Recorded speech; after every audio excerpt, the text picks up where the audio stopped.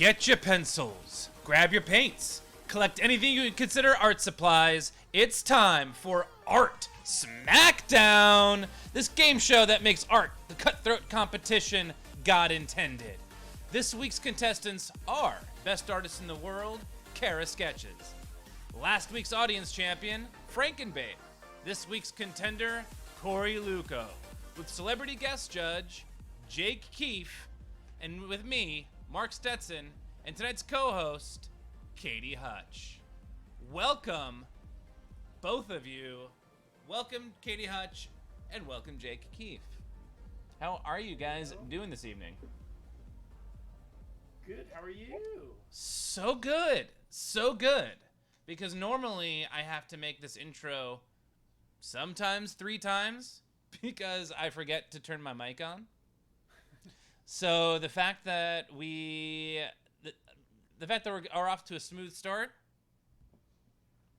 Knocking it out of the park, right out of the gates. Oh yeah. How sports metaphors work. Yeah. Gonna be a great show. You've both jinxed it. Now you've jinxed it both. It's gonna be a terrible, yeah. Someone will die tonight. So Jake, now this is your first time on the show. The first time the chat is meeting you. Yeah. We know each other. We took level 301 improv together at the pit, but you have gone on to do so much more. Yes. Puffs. Yes, I was in the hit off-Broadway Harry Potter parody play, Puffs, which was very fun. I've done a bunch of commercials. I'm currently the voice of Asana, which is an office management software. So I am fulfilled as an artist. And I had a short film that I made in 2019 that was all about a pandemic. So it did not age well. I mean, Who's fixing who? Well, the short was great. Like I remember Leah Del Arnold, who co-produced it with you, sent it to me. What I think it was like a couple months in, or like whenever it was that you officially released it, and it just felt so real to what we were all dealing with it was more like a it was a virus that was just killing people off. Yeah, well, and it's a piece about how do you keep living in a world that feels like it's ending. Yeah, right? And I think we all sort of had that terrifying moment during the pandemic. For some people are continuing to have that moment. And, so comedy, Yeah. Well, I started off watching it and I was like, oh, this is funny. This is great. And then by the end of it, I was like shivering, weeping under a blanket. I was like, this is so real. Yeah. It hit hard. If you made that in 2019, you were thinking about pandemics like 2017, 2018 at the latest. What got you there before the rest of us? So I have always been pretty fascinated with the end of the world and how, how many people have predicted it and how many people have gone like, we're on a dying planet. But how do you keep going despite this like inherent knowledge, which is everybody's life anyway, right? Eventually one day we'll all die. Yeah. Again, comedy. And speaking of comedy, that's my transition. You produce a couple of shows at Improv Asylum in New York City. I do. I have a show there called Side Coach, which our next show is this Thursday night, July 29th, 7:30. We have 2 great guests, Emmy-nominated writer Dave Ebert and Broadway actress Katie Sexton. It's very fun show. It was one of my favorite shows from the old pit. I mean, from before Kevin left, of like, because I don't know, it's weird because it's like it feels like you're watching an improv rehearsal, but you're seeing how it's all art, like it's all valuable theater, and like people have like such amazing like epiphanies like mid scene, and you see it all happen. So you see how the sausage is made, and it's delicious. It feels like a live theater class. It's very cool to do that and not have the pressure to have to like be next up like you typically do in a theater class. Yeah. Very, very fun to watch. Vilson Schmilson in the chat is talking about how, as a child growing up in the 90s, so many sensationalist shows claimed the world was ending in 2000. Where were you guys in like during the Y2K scare? Do you remember? I think that was, for a very brief period of time, my parents threw a New Year's Eve party every year. And I think that was the year my mom got too drunk and I learned what the word pussy meant. If I'm not mistaken. But yeah, I was aware of Y2K, but not super crazy threatened by it. More fascinated by what is this word that my mother has told me I'm never allowed to say, but she keeps screaming all night long. It's fun. Well, best artist in the world, Kara Sketches just wrote kindergarten. So different. I feel old. I was 16, and at my buddy Devin, who was on the show last week, we were at his beach house in Maniloking, New Jersey, right next to Point Pleasant, when he was actually at the time dating my wife. We weren't married yet, so it wasn't like a weird like you're dating my wife. It was like, you know. You weren't married? No. Yeah, he was dating my wife at the time, and I was dating her best friend. And we were just like, well, at least we're on the beach where the Y2K scare can't hit us. I have like a videotape of it somewhere because I videotaped everything at the time to no one's surprise. Where were you, Jake? You guys both have much better memories than I do. I just remember both of my parents were computer programmers growing up, and so they both were like, this is bullshit, nothing's gonna happen. So that was most of my experience with Y2K, is them being like, it's all gonna be fine, this is just hype.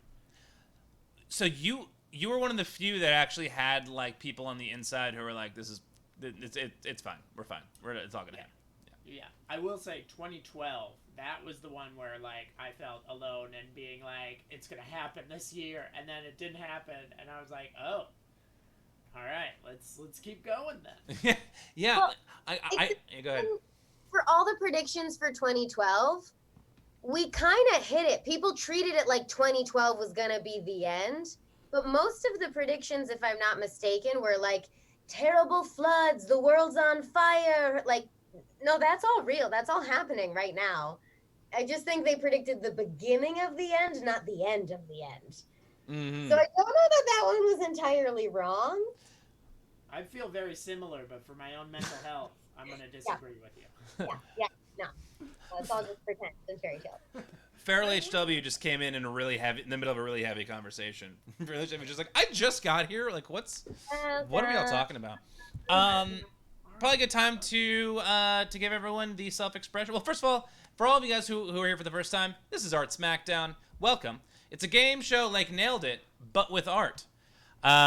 So if it's your first time here, or if you've been here for a while and you're like, oh, I like this show, give us a follow. Give us a subscribe. Give us a subscribe. On our social media. Give us a hello before you go to sleep at night. Yeah. You should say hello at night. You should say hello at night. That's the time to say hello. This is how the game works. 3 artists enter the stream. We give them a challenge to complete in 20 minutes. Halfway through, we make them compromise their vision. We throw a wrench in there in what they're trying to do. And then at the end, we figure out who the best artist in the world is. And tonight, that's Jake's job, is to choose the best artist in the world. And just to get everyone warmed up, we like to give everyone a 60-second self-expression challenge. You have 1 minute to complete this art challenge. So get out your art supplies and get ready for the self-expression challenge, which is make a new Olympics logo. Go. I like that. That's a big ask. Have you guys been watching the Olympics? Have you been following? I have. I mean, moderately. Just like from working at Mashable, like, kind of have to like do some stuff on it. But for the most part, I've not been paying much attention, other than the fact that the U.S. basketball team got crushed. My roommate was just telling me that. He said France, apparently. France! But they're not eliminated yet, right? They're not eliminated, apparently. Yeah. I guess it's like a cumulative record thing. I don't know. But like, I do know that they did lose to Nigeria like 3 weeks ago. in exhibition. So I don't know, not that great, I guess. Yeah.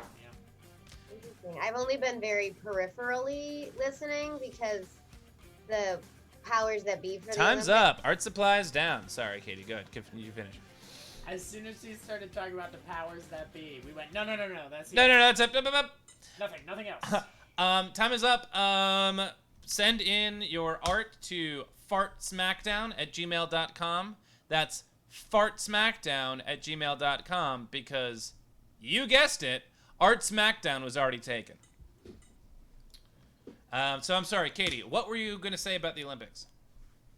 They're just making some choices that makes it difficult to want to be around for the playfulness of the games because they're not being smart or kind or good humans. Oh, which I'm sure I have an idea, but which in particular are the most frustrating for you? Like when I tried to check in a little bit on the game side of things today and was greeted instead with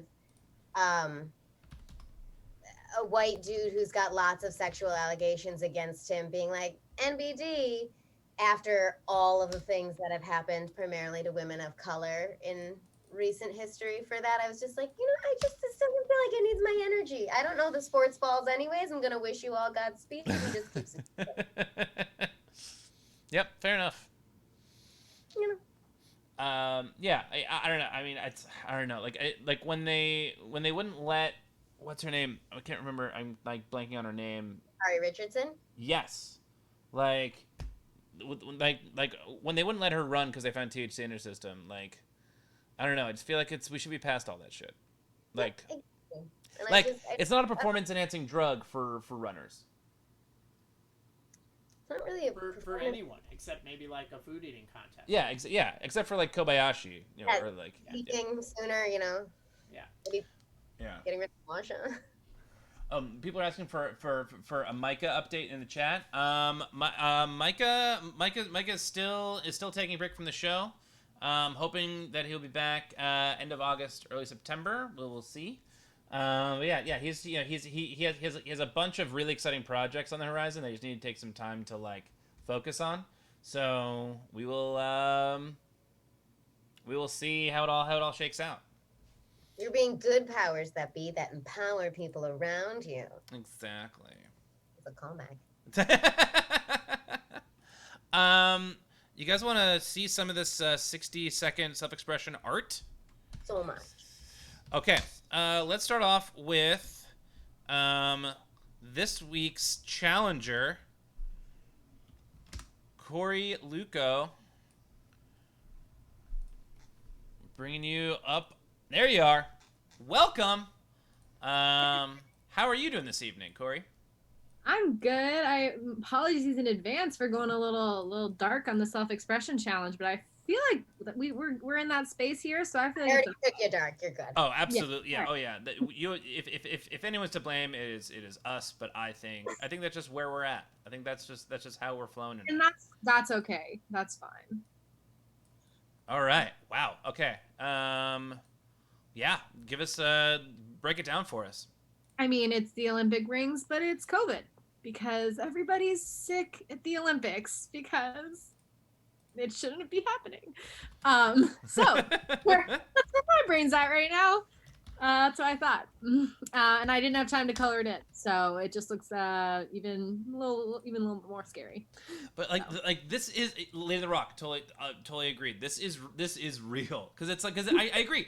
Like Olympics should not be happening with like the fact that like there are countries that like COVID baseline has not been taken care of, and now we have the Delta variant, and like the Olympics just the Olympic Village just ends up being just fuck central anyway. Just everyone's just like all these. They're too beautiful. They're all these beautiful athletes. Like, why would they not try and create other incredible looking humans? But yeah. I this is real. Yeah, so that's where my head went. So hopefully we'll see what happens in the masterpiece challenge. But Oh shit! Did it just disappear? Why did it disappear? Yeah. There it is. Amazing. Yeah. Fuck. Yeah. Jake, Katie, any thoughts? Very timely. Oh yeah, you go. All I had to say was powerful stuff. Thank you. Thank you. Awesome. Well, so Corey, you've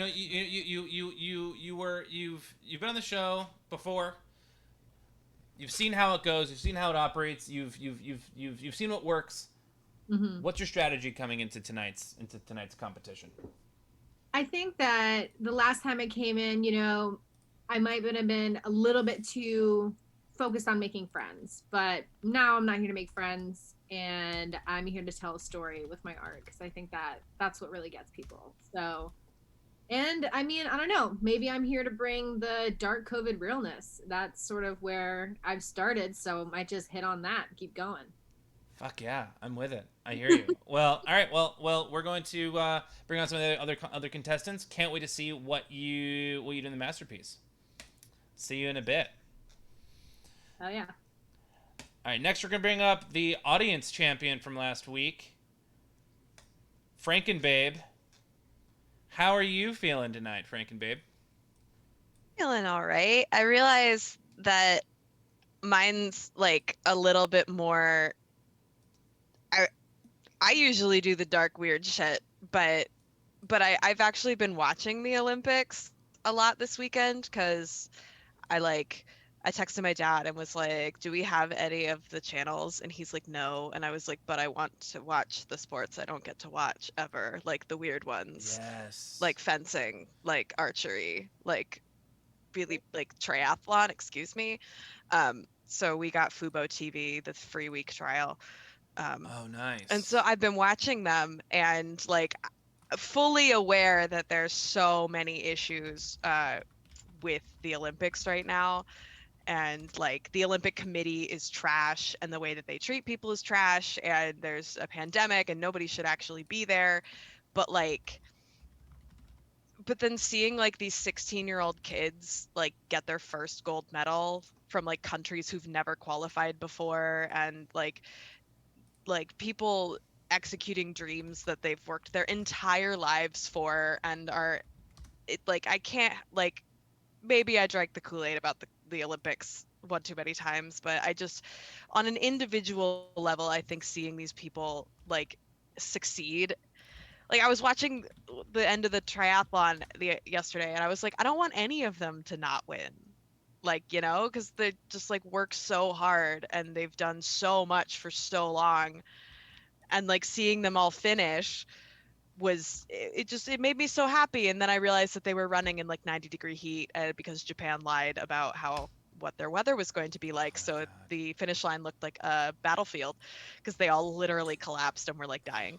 But so when I initially think of it, I think of like the kids that they inspire and like, me watching it and being super excited and like it's skateboarding is in it this year for the first time. And like how many kids who skateboard can be like, oh my God, I can do that now, and like I get to see skaters from South America. Like I didn't know there was a huge skating like community in South America. That's fucking rad. And so like so mine is a little bit more on the upbeat, more victorious personal human level instead of taking into account the shitty bureaucratic humans, which is unusual for me. But I think that's what I think For of the right now. logo for the long term, not necessarily this year. Yeah, like this is what I think of when I think of the Olympics as a whole, because I try not to dwell on, what capitalism has done to humanity. Uh, but, because I think individual human experience is more powerful and important. Man, I wish I still had the hope that you have, I don't. and that the Olympics still still brought that out in me too. And maybe I'm a little more jaded just because like my moment before coming into the show, my wife and I were watching like The Bachelorette, and it was like That'll make you feel the great. men tell and it was like that like weird like one-off episode in the middle where they like it's like the men tell all, and I'm like the world is an awful place. That's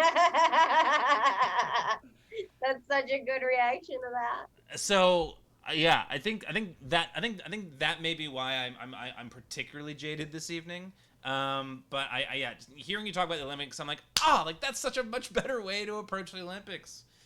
I did see that. I saw some 13-year-old girls doing some just like kick ass skateboardry. That I do recommend that. That's what it should be called from now on. Skateboardry. Skateboardry. English. Kara Sketches asked, if you had to compete in the Olympics, which sport would you compete in? Oh. I mean, I was never good enough for this, but I grew up playing soccer, so I've always been a football fan, like actual football. Yeah. And seeing them play, I'm just like, oh my God, that's right. I was watching a match with a friend of mine who came to visit this weekend, and like someone took like a corner kick or something, and like my leg muscles, like out of sheer just ingrained memory, like they twitched, just like knowing what I was supposed, like that's how, like I just do a corner kick, like that's what you do. And I was like, yeah, it'd be cool to like be really really good at something like that, though I know I wouldn't be, like I don't have the discipline to train like that, but I think soccer would be super cool, or archery would be really fucking cool. That'd be awesome. Yeah, whenever I watch like Rocky or Creed or like boxing movies, for some reason it's always boxing movies. Anything with a really awesome training montage, I'm always like, I could do that. Like that seems like so much fun. Like tomorrow morning I'm just gonna get up and start running. Kids are gonna start following me. Like I'm just, I'm gonna get ripped. And then the next morning I wake up and I'm always just like, I'm just like, I just snooze for an hour and a half. Like I just like I do not have the discipline or the constitution to like train in any way for any sport like that. Like the reality is I'd probably be in, my friend and I, we were talking very specifically about this, that there's the sports that you have to train like from the day you're born to be good at, and then there's like, the American curling team who looked like a bunch of dads who accidentally showed up and didn't know what was going on but decided to play curling. Like I'm not equipped for anything athletic at all, but if there's something like cup stacking or like slinky throwing, like something that shouldn't be there but that happens to be included, I feel like that's where I could excel. Picking a gift. Yes. Gift picking. Appropriately assigning gifts to emotions. Well, I think that your piece of art here, Ashley, like really exemplifies what at least I got out of your expression about the Olympics. It's got hope. It's got a flame. It's triumphant. it's without the bullshit. It's without the bullshit. I love it. Well, I can't wait to see what you bring into the masterpiece. Speaking of which, what's your strategy this evening coming into the masterpiece challenge? My strategy is different than normal. After last week's shocking success, I think I'm gonna like take it a little easier and not be so precious about it. Be a little more easygoing. I get like really wrapped up in the details, but then I drew some really cool shit while in a karaoke room. So like, don't take it so seriously. Yeah, if that's not a flex, I don't know what the fuck else. I don't know what it is. What did you sing that evening? I sang, the first one I sang Jolene. I did Love Me Dead by Ludo. Alone by Heart is like my go-to. And we had a couple group sings. Oh, I sang Evanescence Bring Me to Life with Langston on the male vocals. Oh, no. Which was dope as hell. Nice. Well, Audio Gabriel says that your logo says, "Holy shit, my marshmallow is on fire." And also that. I love that read. Well, all right. Well, yeah. That art's awesome. We'll see you in a bit. We're going to bring on our final contestant. The current best artist in the world, Kara Sketches. Whoop, whoop. Hello. All right. Here, let me bring on your logo. Yeah, so walk us through this bad boy. I think I'm on a different wavelength than everyone else. I think Art Smackdown breaks out the best in me sometimes, so I just turned the logo into butts. I was hoping that I was seeing that right. Yes. Butts of the world unite. Yeah, why not? And then when someone brought up what all the people do in the, tents or whatever, then that makes even more sense. Having it be butts. Just a string of butts. Oh my god, I fucking love. I mean, it is what it is. It's like butt high fives.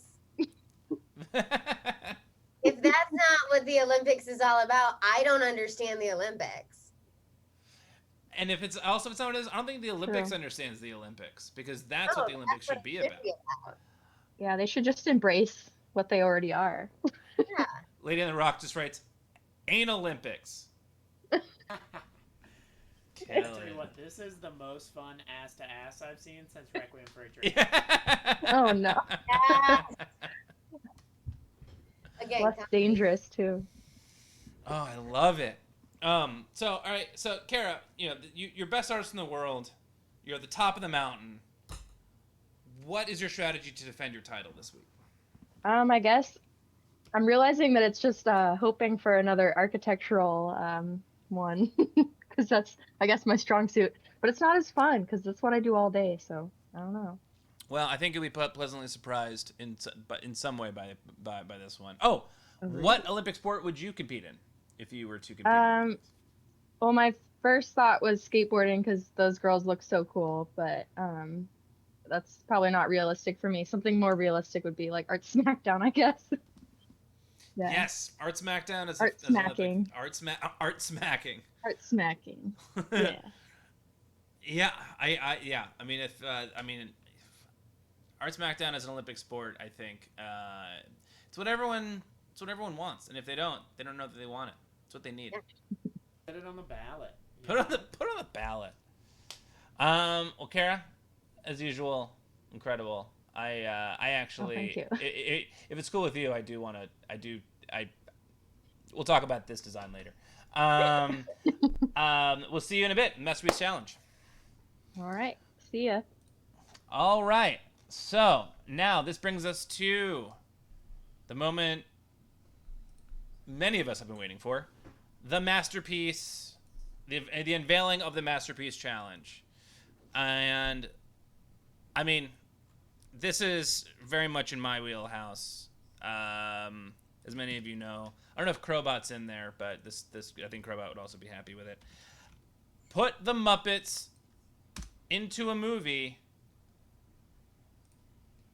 they do not belong in. What movie would the Muppets not belong in, and you put them in it?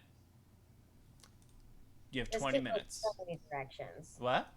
This could go so many directions. Exactly. I love this. You have 20 minutes. Go.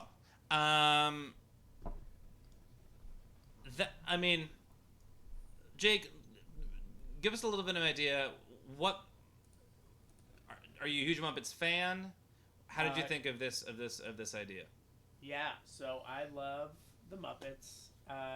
They are one of my biggest comedic influences. Going back and rewatching the original show now that it's streaming has been great. Previously, I owned it on DVD. They're just such a fun-loving group. It's impossible to feel anything but joy watching these felt animals. Yes. Oh, so you've watched the original pilot, The End of Sex and Violence on TV. Mm-hmm. Oh my god, I love it. It's like, also from an improv nerd perspective, it's basically a Herald. Yeah. Which is so fun to watch. This thing from the 60s that you're like, oh, this is... This is a perfect comedic 3-act structure. Well, going back to watching especially the early chunk of the original ones, because I did the same thing once it started streaming, they're really much more adult to begin with before they accepted, oh, it's kind of puppets, this has to really be super appropriate for kids. Like, it's not super geared towards kids off the bat. It's delightful. No, there's this whole sketch in the pilot, which again, the pilot is called "The End of Sex and Violence" on TV. I don't think I And paid. there's this whole sketch where Stadler and Waldorf are just two old guys talking about how they wish they were dead, and it just keeps coming back. It's so dark. It's great. Yeah, like their arc in particular, like it started off just like very just like it started off these two guys who just kind of had a death wish or who just sort of like waiting to die, and then it just sort of like they just give less and less of a shit as the seasons go on. I feel like they were the first phase of it's funny because it's true. That like that's really their whole brand is just an overshare and like, but you have to admit it's funny because it's true. They're just always saying the most awful things that are true. Have you guys ever seen Peter Jackson's Muppet Show parody, Meet the Feebles? I don't think so. It is. It's I think back I have when seen he Meet the used to do like B-movie, like schlocky horror stuff. It is upsetting. It's like the Muppet Show, but basically Miss Piggy goes crazy and murders a bunch of people, and then it like rewinds on the day and explains why this massacre happened. There's a bunch of puppet sex. There's like puppet shoot. Kermit, like the stand-in for Kermit, is a heroin addict who went to Vietnam and just loves smack. It's really a thing where I show it to people once we've hit a threshold in knowing each other. Where I'm like, okay, we're here now. I can let you know. That's not like your first date opener. Oh, absolutely not. That's like, I have my grandmother's ring in my pocket. Let's see how you react to this. Did you ever see Greg the Bunny? Yeah. I think it might be like, I mean, I think it was an unpopular show. Even a more unpopular opinion is Greg the Bunny was actually legitimately funny. Like I enjoyed it. I think it was cut off way too soon. I forgot about Greg the Bunny. Greg the Bunny was I mean it was it was basically it was like what like take like a show like the Muppet Show and what goes on backstage, like truly backstage with like the actors, like when they go home, like at the end of the night, like it's like it's a workplace comedy, but like puppets and Muppets. Fox made such interesting live action sitcoms for a little while. They did, and none of them lasted. No, none of them ever lasted. Like even Arrested Development was originally Fox too, wasn't it? Mm-hmm. And like they have that show The Pits that like was about a family who just had terrible luck all the time. Like they have all these shows where you're like, oh, that sounds ridiculous, but like then you watch it executed and you're like, oh yeah, you really did what you set out to do. Yeah. Yeah. Yeah. I forget who I was. I forget if we were talking about it on the show or not, but someone brought up the question of like if there was one Muppet that you had to get rid of from the Muppets, like they're like, all right, one's got to go, and it's up to you, Jake and Katie. Who would you kick to the curb? First of all, I hate that I have to kick anyone to the curb.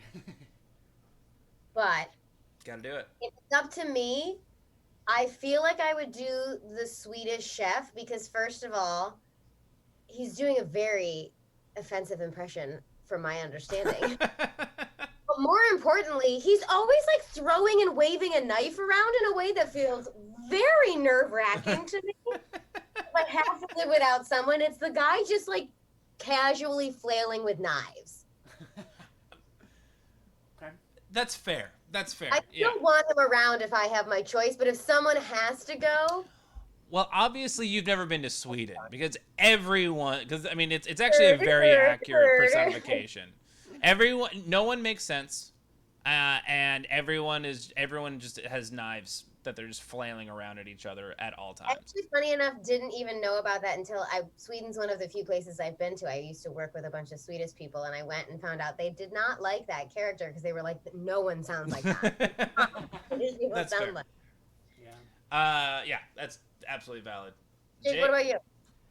I would probably get rid of Robin, Kermit's nephew, because I think the tragedy and the loss would make Kermit that much stronger and better as a performer. You know what I mean? You think Kermit's got a little soft? The hell out of that meeting. Yeah, Kermit's gotten a little soft. You know what I mean? I've seen enough Disney iterations of the Muppets recently. I'm missing that edge. That's an You know edge. what I mean? Yeah. He's gotten comfortable. Yeah, no, that is the exact right move, I think, to make that happen. Yeah, if you took Robin away from Kermit, because Kermit loves Robin. Like, He's Tiny Tim. It's a Christmas special. Yeah, he's. Man, would you like? Would you say that the worst thing to happen to the Muppets was Robin? Look, kid. Look, kid. Muppets was Muppet Babies. I used to watch. The analytics are in, kid. You're the worst thing to happen to the Muppets since. And Kermit Fraggle. would defend him too. Kermit would defend him to the end of the earth, and it's like, buddy, sometimes you just gotta cut your losses. Yeah. You know what I mean? Yeah. Did you guys ever watch Storytellers? That's the thing that I wish had more traction. Yes. Like back in the day. It's an Anthony Minghella, the guy who wrote The English Patient, won an Oscar for doing The English Patient, and then went, I want to make a show with Jim Henson that's all these like old Danish, German, Russian folk tales told with half humans and half creatures. It was weird. It's awesome. Like I was like Crystal meets fairy tales or folklore. Yeah, written by the Academy Award-winning writer of The English Patient. I didn't realize that that's who made it, but I remember at the time expecting like, oh, this would be like it was way more like Dark Crystal, which I was also a little too young at that time to like really appreciate. And and it was way less like the zany, wacky Muppets that I loved so much. And it took me a while to come back around to it. Well, it's also a thing that, like, from a storytelling perspective, you go, like, they'll tell something like Danish folk story that's basically you see all the elements of Beauty and the Beast. And it's, like, about a prince who turns into a hedgehog. And it's, like, totally different, but you go, Hans my Hedgehog. Yeah. I love that you know the name of the episode. But watching it, you're just like, oh, this is where we culturally got this. Or this is where we culturally picked that out. And it's like, oh, what a cool way to do that. Yeah, there was this like big wave around that time of like, hey, it felt to me almost like anti-Disney, where it was like, oh, Disney is gonna make like, is going to make these happy endings for all of these like old like fairy tales and myths, and no, almost all of which end in murder or death of some sort. Yeah. So there's just like movement to be like, let's show the kids how it really happened. And it scared the shit out of me. It is now time. We're 10 minutes in. It is now time to compromise your art. I gotta bring out the wheel of compromise. Boom! Spin the wheel. Goes round and round. It's America's game. And the compromise is... Uh-oh! Too many cats. That's it. Uh-oh! Too many cats. I forget who from the chat had submitted that at one point, but I thought it was so fucking funny. However, whatever that means to you, artists, uh-oh, too many cats is the compromise. Great compromise. Would you guys like to check out some of the audience submitted art from the Self-Expression Challenge? I would love that. Great. All right, so we got okay. This one's from Lady on the Rock. Slaney.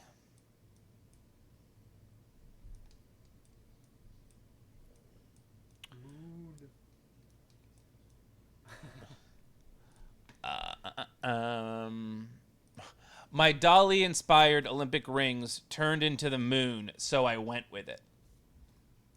Lady in the Rock. Yeah, I mean, if Bezos has anything to say about it, that seems like where we're headed. Right? Bezos and Branson. Yeah, they're Ooh, wait. We just got rated. Holdenators rating. So, you know Holden McNeely, right, Jake? Oh yeah. Yeah, Holden's stream just rated us with 43 people. Okay. Thanks, Holdenators. Holdenators. Ho! What does that mean? They're now That- watching our stream? That means that they are now, yeah. So what a raid is on Twitch is when one streamer, like for example, like when we're done with our show, we're gonna raid another stream. That basically means that like everyone who's in our chat, who's watching the show, just gets moved to wherever it is that we're raiding, and we just got raided by Holden. Nice. new feature. Yeah, isn't that sweet? That's very fun. So for all y'all who just hopped in, the current masterpiece challenge that everyone is in the middle of creating is they're putting the Muppets into a movie that the Muppets do not belong in. And the compromise is, too many cats. So, let's see what they do with that. There's 7 minutes left in the challenge, folks. All right, I so like the strong emotional choice of yeah. That's what I really enjoy about that. The compromise is going Yeah. Yeah. So, all right, this one is from Audio Gabriel. Ooh, an array. Olympic Village food court logo. Oh, nice. Pizza, cookie, apple, arepa. It's a delicious Funyun. logo. I would say I would never get an apple from a food court. I'm gonna go ahead Really? and put that out there. I don't think I've ever had an apple in a food court. Okay, so that's not like a COVID thing of like the same thing of like I'm never going to a buffet again. Like Oh no, I'll go to a buffet again, God willing. I will never get an apple from a food court. It just feels like if I'm in a food court, I'm not there to treat my body good. You know what I mean? yeah, that's It's fair. like- Yeah. You're staying away from it for the opposite reasons. To me, I wouldn't do an apple in the food court because it's similar to me of like bar nuts. Of like anytime I see open public food at a bar, I'm like, somebody went to the bathroom, didn't wash their hands, and then stuck their hand right in that bowl. That is not a safe bowl. Yeah, wasn't there a show or a movie? It was like a big famous scene where like someone was talking, where like someone was like breaking down the germs and just like how like how much of a cesspool bar nuts are. I believe, yeah, there's a lot of things like that that make me very nervous. That being said, I have done plenty of trashy things myself that I'm not proud of. I'm a little bit proud, but what's the trashiest thing you're most proud of? well, like for the topic that we're talking about now, there was absolutely a day that I will never forget because it was so disturbing. I was running late to work. I didn't have anything else. I had made myself my Eggo waffles and taken them to eat on the run. And as I was locking my door, it fell out of my mouth onto the ground. And I was like, I'm not going to get to eat again for like 10 hours. I'm going to pick this up off the New York City street and put that in my mouth and eat it. And I did. It was just outside my front door, but someone's peed there before and I ate that waffle. I not quite as maybe no, not quite that courageous. I was coming out of the West 4th Street subway the other day, and I was on the phone, so I had my earpods on, and they don't sit well in my ear because my ears are massive.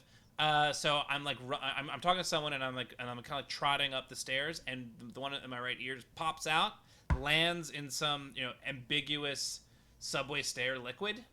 And I was like, no, there's no way I could put that back in my ear. I mean, I went home and I thoroughly cleaned them before ever using them again. But I did a 5-second rule on the ground, like on the real ground.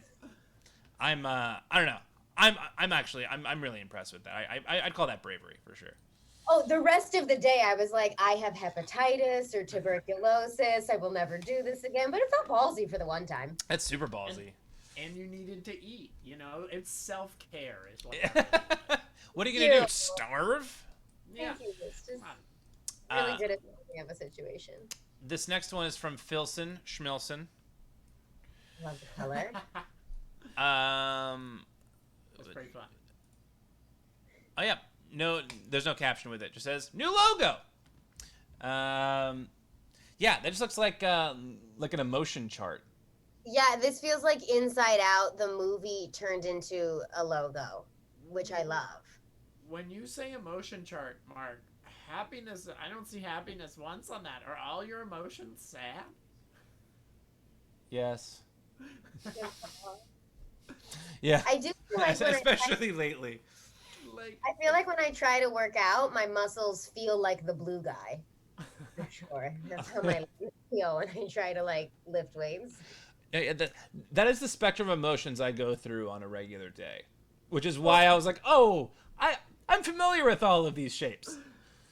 I'm pretty sure According the to the purple night. one is death. I'm pretty sure that guy's dead. That guy is definitely dead. I think Or it it's could be vomiting, but it's Yeah, I took it fine as drunk. All But then again, very all of close. all of them could be drunk. Yeah, that's also true. the artist has weighed in and he said, Schmilson said, they're all dead but for Green. Green is still alive. All the other ones dead. I love the clarification. It's incredible. And they're fused together. They are. This next one is from Feral HW. Doop-a-doo-doo. I wanted to do the 5 rings as drugs. So, weed, booze, mushrooms, cocaine, peyote. It's a commentary. It's topical. Also, when Kara Sketches asked in the chat what Olympic sport people would compete in, Feral HW responded, smoking. I can get down with that sport. Yeah, I am. Yeah, I'm very down with this. I feel. Yeah, why drugs aren't an Olympic sport at this point? This feels like an Olympics I could compete in. There'd be far more sports that I could qualify in this realm of Olympics. Yeah, yeah. This is and with how like psilocybin and MDMA are starting to like and ketamine like they're starting like I feel like in a number of years, drug inducing drugs could be could very easily be a competitive sport. Drug Olympics. That's nerve-wracking. Oh, fuck, we kind of did that in college. All right, so this is from Lazy Swan. Happy Olympian people flag. I see the happy. I don't see the people. I think it's personifying Yes. the flag feel. I think there's a level of metaphor to it, is what I'm feeling. I don't like metaphor in my art. I love the use of Like a tape. real literal. Now that there's less than 30 seconds left, he doesn't yeah. like metaphor in I his hope eye. you all heard that. I like my art straightforward.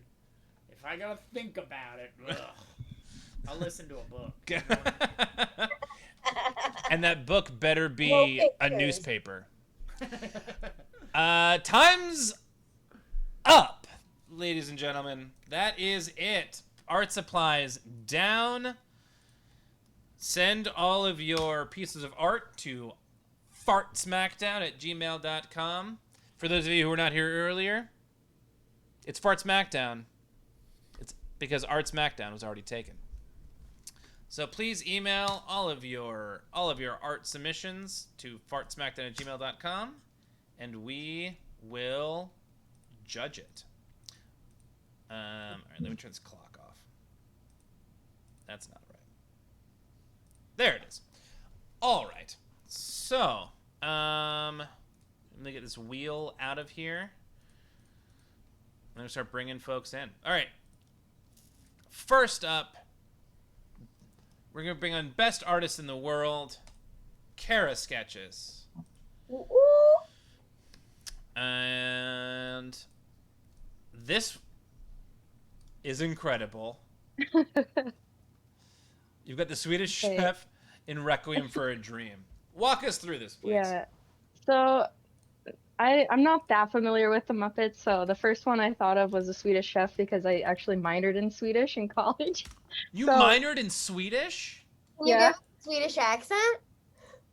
It's not an accurate Swedish accent and I cannot do one, but Yeah, no, he does not do a It's not good- the noises he makes, though, right? No, it's definitely, I would agree with the Swedish people that you've talked to that it is nothing like Swedish. And it is really annoying when people say, oh, like the Swedish chef. But, you know. So would you say that the Swedish Chef is the worst thing to happen to Sweden? Like No, Robin I is mean, the worst come thing to on. happen to the Muppets? No. It's Sweden. They're fine. The Muppets isn't gonna ruin them. Anxious Spider-Man in the So- chat wants to know if you talk PewDiePie. I do. There are some words that are new to me because he swears a lot in Swedish, but that's actually how I learned a lot of my swear words in Swedish is watching PewDiePie. Oh man, some of some of these, including this one, that are all coming in. These are all making me so happy. Okay, so Requiem for a Dream, obviously. I vaguely remember there being a strip club scene because it's been a while since I've seen it. So I put the Swedish chef as like the drug chef, the drug lord, like playing with his needles, I guess, just throwing them around like he throws the knives around. Having a good time at the strip club. And also a tourniquet that you put on his arm so that he's ready to shoot. Ready Nice. to shoot up. He's ready It's to really go. dark, but he's happy, you know. He's living life I at love a it. strip club with kitty cats. I love it so much. Requiem is one of those movies. It's like I saw it once, and I was just like, you know what, like I should see it again. But I'm never in the mood. Like I'm never in a place where I'm like, you know what, I'm gonna watch right now. So I think it's just one of those movies that I just will only watch once. Let's make this afternoon a real bummer. You know what I mean? Yeah. Yeah. That's a Requiem for a Dream, then a little Eternal Spotlight of the Sunless, whatever that one was, you know, and then like bring it home with Titanic. Just have like a real upper night. I love it. Oh boy. Well, this is awesome. Yeah. Any last thoughts from you, Jake or Katie, before we bring on some of the others? I also really enjoy that he's throwing human money at the cats. Like, what are those cats gonna do with real money? What are they gonna do? They're cats. It's fun. I love that 3 cats is too many cats. For a strip pole, I guess. I don't know. Oh yeah, for sure. No, I'm not arguing with it. I just like that you went to what probably is the bare minimum of like, no, trust me, that's a lot of cats. Yeah. Yeah. I mean, especially if you already have a dog. Do you have a cat too, or just a dog? A cat and a dog, and the dog does not understand cats. Yeah. Very confusing. Dog doesn't speak But if cat. you're at a strip club, high on age, just trying to have a good time, 3 cats, that's too many cats. That's way too many cats. That's too many cats. Uh-oh. It's too many cats. Well, this is fucking awesome. Awesome. Well, great fucking work. We will see you back in a couple minutes. Next up, we The big have boy for your chef. the challenger, Corey Luco. Welcome back. And Good to be back. yeah, good to be back here. Yeah. Did I just put the wrong one on there? Bear Oh, with yeah. me. Wrong choice, doing the same. Just as a reminder, COVID is still real, guys. COVID is still real. All right. Okay. Here we go. Take us through it. I thought that the worst thing to happen to the Muppets were for them to be in the movie of a like serial predator. So Kermit did a Woody Allen film, you guys, and it wasn't pretty. And I think about the driving scene from Annie Hall a lot, and now Kermit's just wants to swerve and hits all those fucking cats, man. So that's where I went with it initially. I was like, what makes me the saddest? And it's like, oh yeah, beloved things doing movies with horrible people. So that's where I went. I also think about that scene a lot because it's Christopher Walken, right? Yeah, it's Christopher Walken. Yeah, like that I don't know, like when I'm driving late at night, and you start to get all crazy, and you're just like, what if I just swerved? Am I getting real dark right now? Maybe I'm getting a little dark. Katie, take it out of the dark And for a like, second. of course, I. Yeah. I don't know that my question's taking us out of the dark or driving us straight in, but I'm curious. In this movie pitch, if you will, does Kermit take the swerve? Is this a preview of what's coming, or is this like right at the end where this is as dark as it gets? Is the having the Woody Allen just the typical Woody Allen thought process, or does this really? So initially, like it wasn't gonna go there, but then too many cats kind of brought it there, you know. So I think that it does take that swerve for sure. And you are also confirming 3 cats are too many cats. 3 cats are too many cats. I absolutely agree. Too many cats. In the upper right of this picture, if I'm not mistaken. Yeah. Actually, those cats are saying meow ah, so it does seem like Kermit has swerved. Yes. Good eyes, good eyes. Even with my glasses, I missed that. Indeed. Yeah. I told the dialogue. Can I confess something? Sometimes when I'm driving, I want to swerve and hit these fucking cats. That is, like anytime Kermit curses, is just gold to me. Yeah. Yeah, It makes me really happy. So. He really nailed his eyes too, because he has that very specific, unlike any of the other puppets that have like fairly human like real eyes. Yeah. Yeah. Nailed it. Thank you. Yeah, when things don't look like reality, that makes it way easier for me to draw. You know, I'm like, okay, lean into that. That's cool. That's good. Right there. Yeah. Oh, this is delightful. Yeah. Well, yeah. And of course, like, I know this scene initially because of a Gilmore Girls reference, right? And y'all were talking earlier about bar nuts. And all I can think about is the urine mints scene in Gilmore Girls where Rory's like, you know, they find traces of urine and mints in restaurants. And I was That's like, right. That's right. That might be the scene that I was that I was thinking of. Mhm. even if it isn't, it's probably referencing the movie that you were thinking of. Like, I feel like I've seen it in TV and film numerous times. It's probably what implanted the concern in my head as a child. I think it's a real concern. It's a very real concern. Absolutely. I think it's I just put all that stuff moving. to the back of my head, and I'll eat anything from. Yeah. I would have put that AirPod back in my ear in a second. I would have been like, whatever. You probably have an impeccable immune system.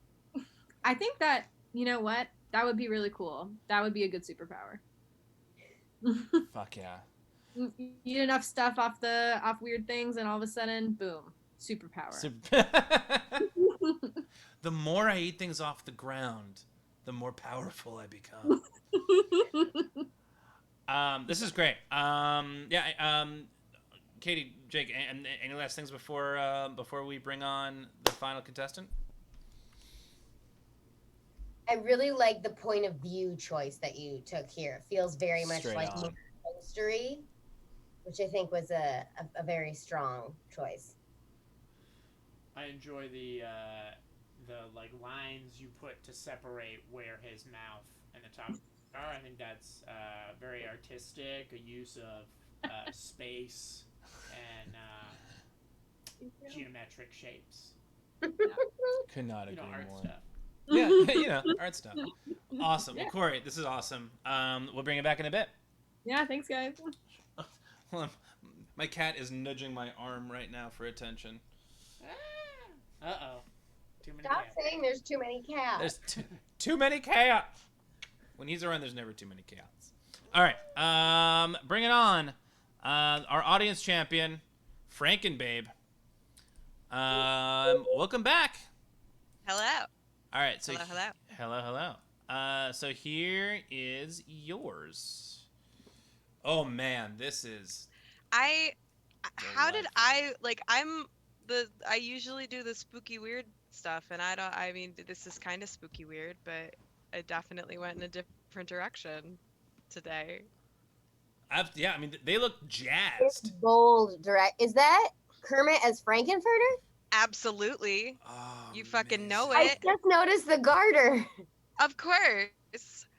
Absolutely.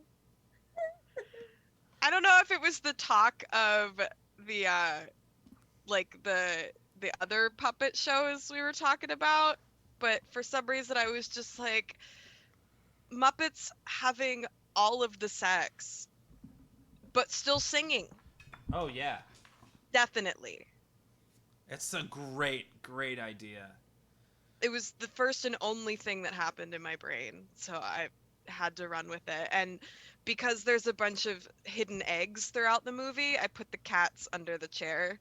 So you don't know how many cats there are under that chair. Right. We see there's at least plural. Yes. Yes. Exactly. Yeah. Definitely feels like too many. It hints that there are likely more cats under the couch, and it's up to your imagination to decide how many.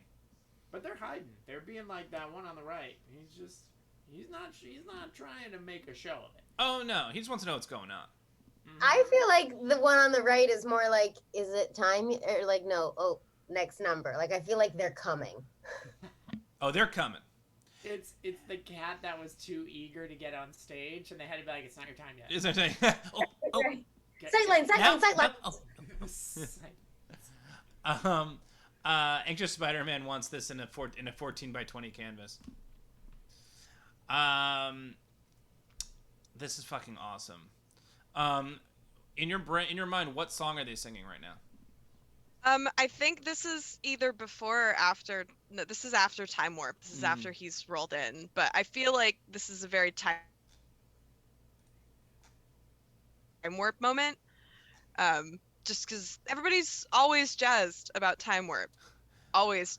I've never met people. Well, no, I have seen people who are less jazzed about Time Warp, but usually it's because everybody else is having a good time and they don't want to be part of it. But you kind of have to be. At our Either that or it's Sweet Transvestite. I was gonna say this gives me sweet transvestite vibe for sure. but it also makes me nervous then, because then I'm picturing Kermit about to like go full spread eagle and pull each one of them into areas that I can't even imagine Kermit having. Audio Gabriel just wrote in the chat, on December 31st, 1999, the Muppets found out what the word pussy really means. That's a callback. This is Makes awesome. me a Muppet, and I like it. Also, strong choice to give Kermit legs. I understand why you did. Certainly thematically makes sense. Space, geometric shapes, art. But, you rarely see Kermit with legs. He's got some stems. I know I've seen them before. I couldn't find any pictures fast enough, but they're equivalently stick-like as his arms, is what I recalled. That's all I really remember, too. They wiggle like his arms do when he gets all excited. I'm very much enjoying, too, the thought of Kermit as Christopher Walken, Kermit as Tim Curry, Kermit at, like, the different intersections. Kermit's more versatile than I'd been giving him credit for. Oh, Have you absolutely. ever said that, Jake? Well, and I also really like that Swedish Chef as who he was in Requiem for a Dream. That actor, That's some real edge. that's great. I like it. We've had a variety of uses for the Muppet IP tonight, which has been very fun. Absolutely. That's Swedish Chef as, oh God, is that Jared actor? Leto, is that his name? I'm gonna Google it because he's also that dude is like he went to Vampire Juilliard. Jesus? Jared Leto? Jared Leto, yeah, that's what I was thinking, yeah. My college roommate. Also a sleazeball. My college roommate loved him so much, and we gave her such a hard time because he looked just like her. Really? She's so beautiful, just like Jared Leto. They had like both that pitch black, like swoopy hair at the time, and the eyeliner. We were like, Not that. You look like you could be twins. She's like, shut up. I'm like, you're very beautiful, but I love that you're into him with the same look as him. It's delightful. Well, Ladies, these are phenomenal works. So I'm gonna bring y'all back in, and then Jake, you'll have the opportunity to go through all three of them, ask any questions that you may have, give any sort of thoughts, feedback that you have, and then you get to choose who the best artist in the world is. Okay. I don't envy that choice. This impossible decision to make. Also, I was thinking Swedish Chef is Keith David. That's who I was thinking. Yes, Swedish that's Chef. the guy whose name I can't remember. Yes, Yeah. Keith David. Yeah. Juilliard train. So I feel like that makes one of the cats Jared Leto, which I really love. Oh, and the other one's Jennifer Connelly. Yes. Jared Leto, Jennifer Connelly, and I think the third one's a mirror image of a cat. Yeah, that's where it turns into too many. Oh, you're right. Is that a mirror? It's very Flashdance, if that's the case. Where? Kara, Which Kara one? shook her head. Oh, in the Requiem one? Yeah. Well, I Kara, simply why don't you didn't let have us- enough time to draw 3 cats. Why I don't just you let us mirrored it. interpret your art the way we want to interpret your art, Kara? Oh, go ahead. Whatever. The scale Format of it for- is so great because it looks like it's very specifically a strip club made for cats. And I love that. Yeah, it looks like a really petite cat-sized stage, Oh. but still real human money. They're just so good, guys. They're so good. So good. In the meantime, George Harrison is fully passed out on my lap right now. Oh. This is the farthest from too many cats. This is just enough cats, in my personal opinion. So Jake, take it away. Okay. Let's talk about Kermit and Woody Allen for a second here. Which, Corey, I believe that was you, right? What I'm going to need to know from you, Corey, is can you do an impression of Kermit the Frog as Christopher Walken? Wow. I want the double. That's a tall ass. That is tall. Listen, this Almost is as tall as champion Christopher of Walken, the who's a tall man. world. It's a masterpiece. I'm not judging. I'm just. Can I confess something? When I'm driving, sometimes I feel as if I would like to swerve and hit these fucking cats. That's what I got. Fantastic. I think you should win just for that. So You good. threaded the needle on that one so masterfully. If this were an Olympic sport, you just got gold. That would Absolutely. be the perfect sport for me. That was so impressive. Rocky Horror Muppet Show. Ashley, tell me. Fill out the rest of the cast for me right now, because we got a very specific group Oh, good here. question. Yeah, I was trying to think of who would do well in what role. I wanted some of the Dr. Teeth Band, obviously, because of their musical inclinations and also just their very chill vibes, except for Riff Raff as Animal, because Riff Raff feels very unpredictable to me. Even though I've seen this movie so many times, he still feels very unpredictable to me. I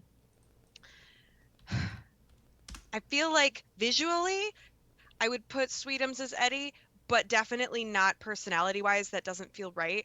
Actually, you know what? I think Beaker would make a hilarious Eddie. That would be amazing. That whole Eddie song on the motorcycle just isn't beeping. the whole- Hopatootie but with Beaker.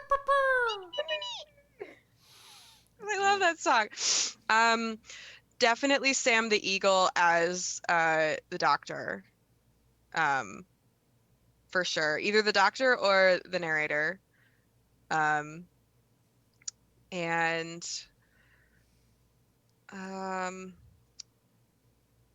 What's the chicken's name? Camilla? Camilla and Gonzo are Brad and Janet. Oh, love that move. Yeah, brilliant. I love that Yeah. move. Brilliant. Yeah. Oh, we gotta get Rocky. Who's let me think. Who's The hottest Muppet. who's Who's like the Who's the hottest hottest Muppet? Gold Muppet? thing. Hottest Muppet. Who is Oh my the hottest Muppet? Audio Gabriel's pulling Ralph. Ralph, I don't disagree with that. I feel like if we want Skeeter?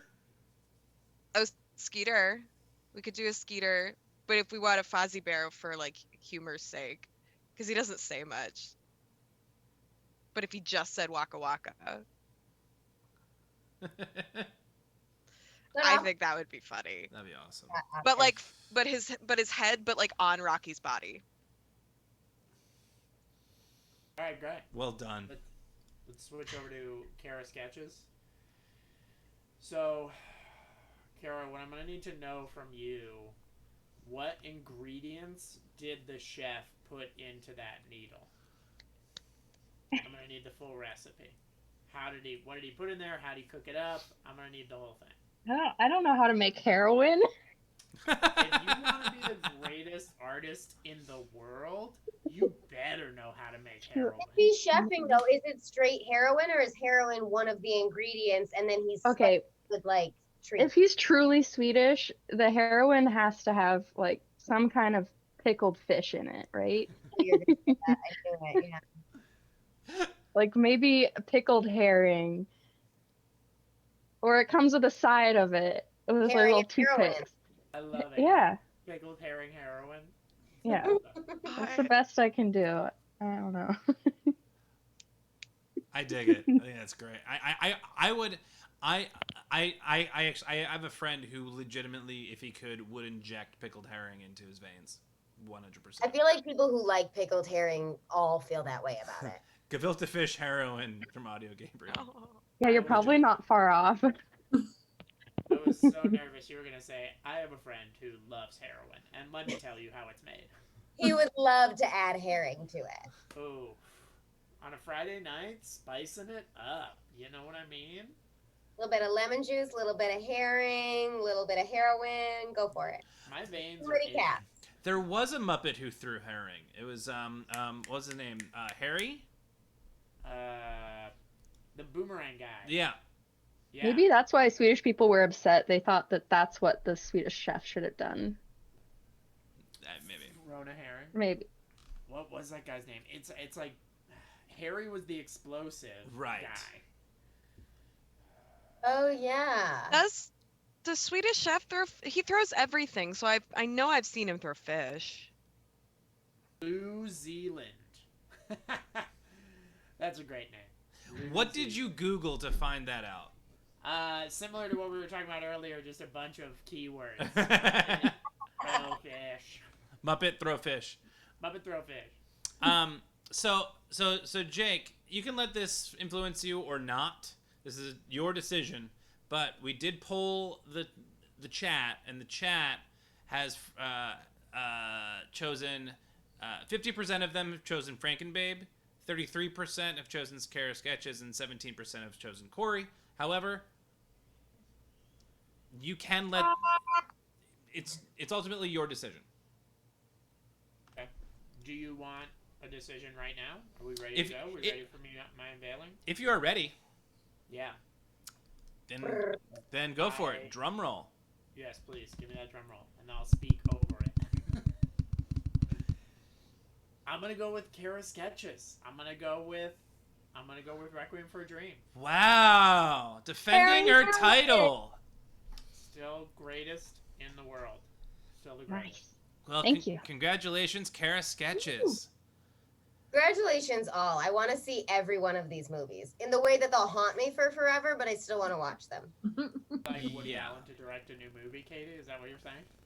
That's the haunting me forever part. Well, Kara, I mean, obviously, great job. Frankenbabe, I mean, we need to discuss because I feel like this needs to be a shirt. Corey, same deal. I mean, we need to. These pieces of art need to live on in T-shirt and or mug form. So yeah, and also for those of you in the chat who have not explained this to, Art Smackdown, we've created a Redbubble account, where we will be taking art from the show.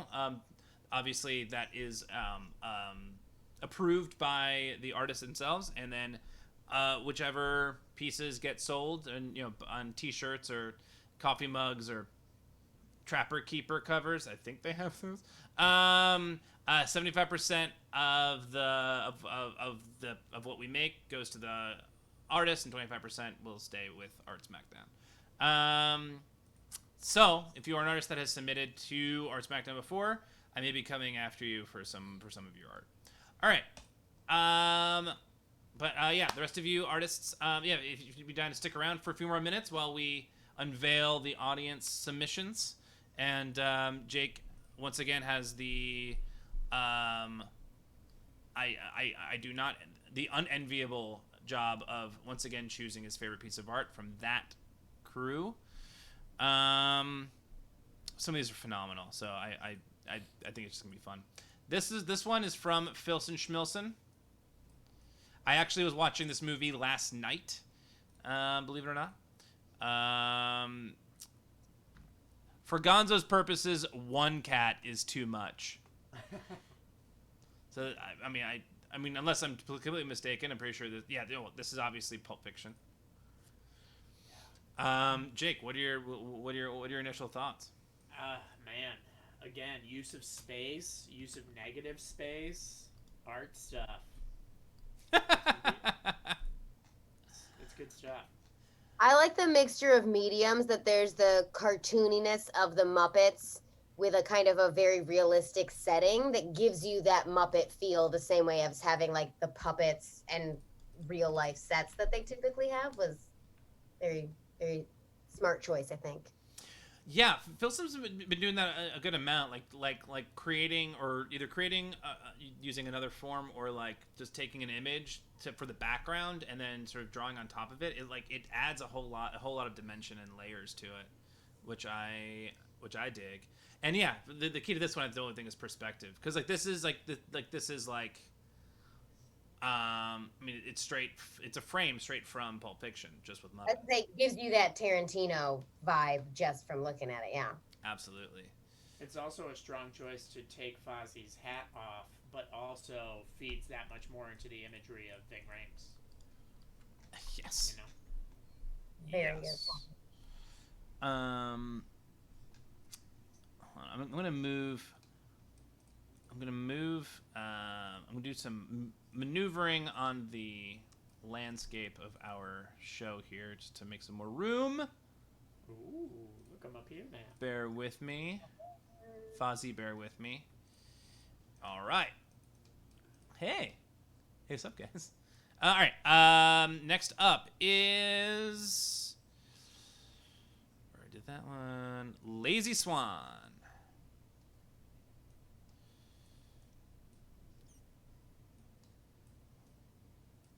Ooh.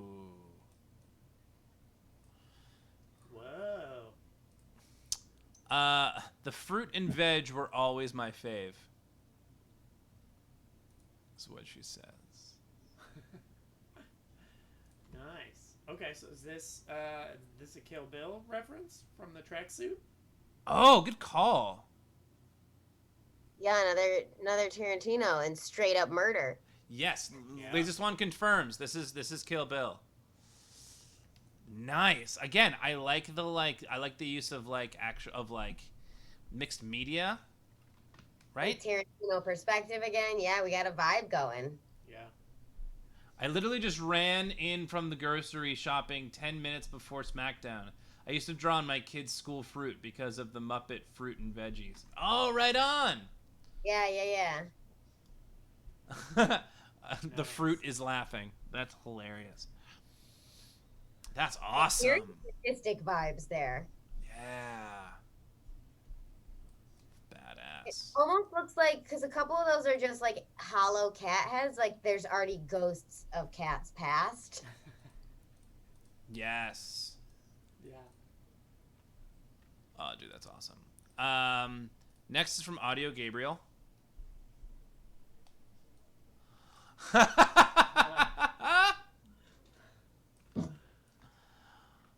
would say this is the first one we've had that has had a multitude of live cats. The Kill Bill one had more than 3 cats, but 3 of them were just heads. This one has more than 3 cats, and they're all alive. So here's the description. After learning that a stranger has been accidentally killed by cats near their rural home, 4 Oregon boys decide to go see the body. What they find is a mean junk meeper in a marsh full of talking news anchor frogs, and end up learning a lot about one another. Into the land of the Muppets. Oh my god. Stand by me. Yeah, another good spoof parody spin. Oh, that's so good. Brilliant. It's good stuff. Make magic happen. All And right. you don't often see crayon used in this medium. You know what I mean? Like, it's so interesting to see an old, revitalized technology brought forth back into the medium. Absolutely. Yep, the Negative texture space. of a crayon in digital format is great to see. It's powerful. Just wait till you see the VR, bro. You think I'm lying. This is from Feral HW.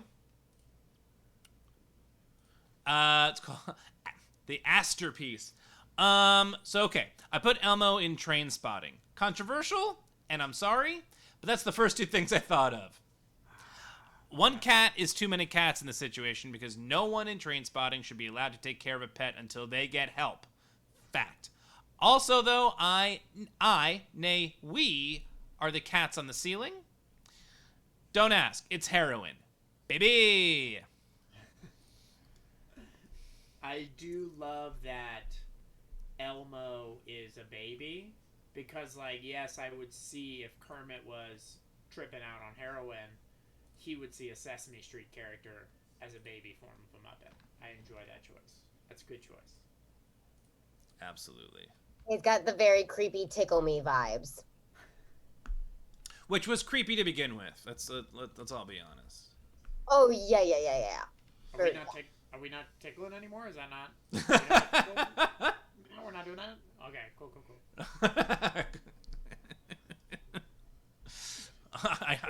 It's slobbering it to me in Times Square all the time, and I'm just good. I really gotta stop tickling people goodbye. Okay, so here is the here's some virtual reality. That is What? a lot of cats. This is from Bad Example. I couldn't get over the poor guy that would have to pitch puppets puppeting a dead body for Weekend at Bernie's 3. That reveal is perfect. Wow. Oh god. Miss Piggy looks terrifying in VR. Oh my god, it just went into Bernie? And there's There's cats three. inside of him. His heart is 3 cats. Wow. His heart, his soul, and his stomach. Hold on. I need to rewatch this one. This one might be my favorite one Bad Example has done yet. That Deadeye cat that we start with man. is like a great tone setter too. Audio Gabriel's like, this shit's giving me nightmares. I'm with you. Yeah. That's too many cats. Uh-oh. And inside we go. Oof. Yeah, that's just dark. It's Wow. Fucking Bad Example, dude.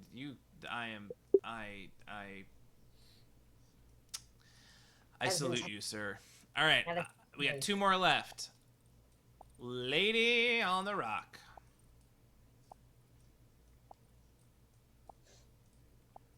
Ooh.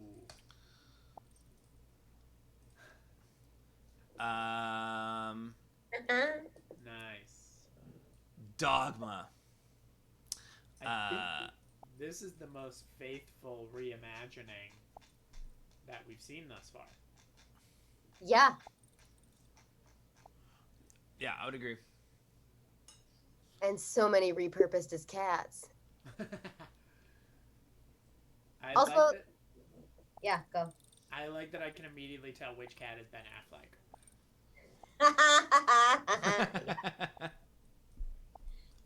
Yeah, I was gonna say I love the attitude that got all the way down to like Miss Piggy's elbows or wrists or whatever that is for her whole lean. That I've never seen the Muppet do it that way, and I love that that looks just like the Muppet, but it has all of the attitude worked in. All that dude. All the tude. One might say catitude. Whoa! I don't know. I just throwing Something it out. that's never been Get said. out of here. All right. I think we have one more left. One more left. Dun, dun, dun. From Obros.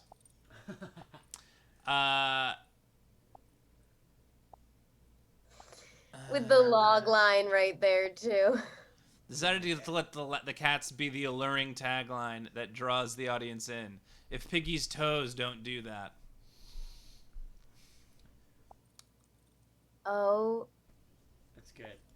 it's so good. It's so disturbing, but so good. Right? It's Also, it's the third. the third, yeah, Showgirls. third? It's the third one. Was there a second one? Of course there was. We just missed it. Yeah. I just love that, like,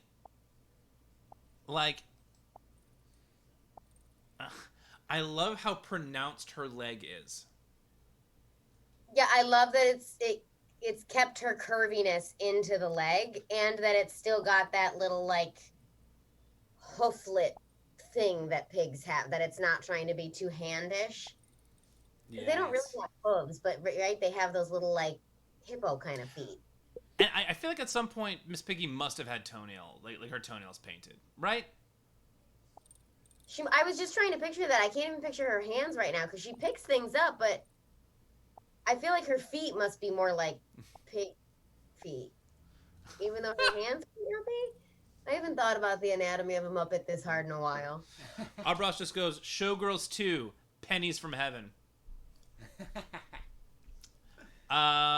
So this is all of them. To kick it to the artists. Artists, if you had a top 3 in these, what would your top 3 be? That's such an unfair thing to ask. To rank these? Well, I mean, you don't need to rank them. I guess just like, or I guess more. You're right. Which elements of each piece stand out to you? Let's do that. Let's do it that way.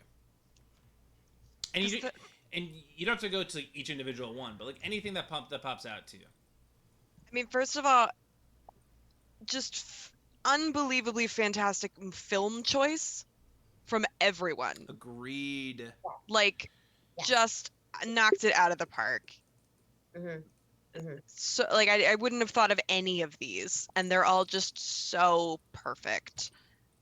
Ridiculous. Because it's really upsetting how well these Muppets fit. Yeah, right? Want them up in any of these, but they work way too well in all of them. Like, I don't want it, and yet there's part of me that's like, I would watch that. I'd watch all of these. Yeah. Yeah. Absolutely. Yeah. I mean, Kara, anything jump out to you? Well, I picked 3 that had something that stood out to me. The Stand By Meep. I love the description, was very good, and I'm kind of in a punny mood right now, so that really got me. Stand By Meep. And then Bad Example. I liked that there were truly too many cats. One of the few that drew more than 3 cats, because cats are kind of hard to draw in that short amount of time, I assume. And then Filshins Smilshins, because I like the depth. It really adds to the mood. Portrays the mood really well. Totally agree. Yeah. Corey, how about you? Anything jump out to you? So the first thing that really jumped out to me is the Weekend at Bernie's, because I love the idea of the who puppets the puppets sort of situation, the puppet within the puppet in the puppet, and that made me really happy.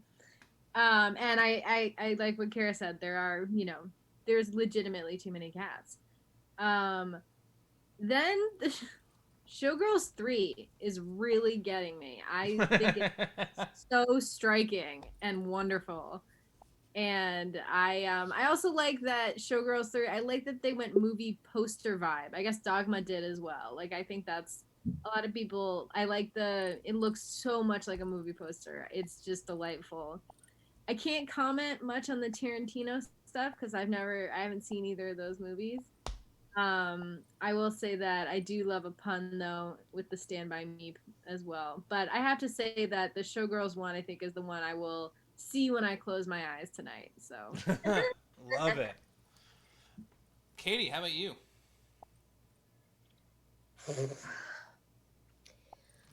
both of the Tarantinos and the Dogma, I like how accurately they nail the vibe of the original one and worked the Muppets into the core origins. I think that's very difficult to do, and it was done well.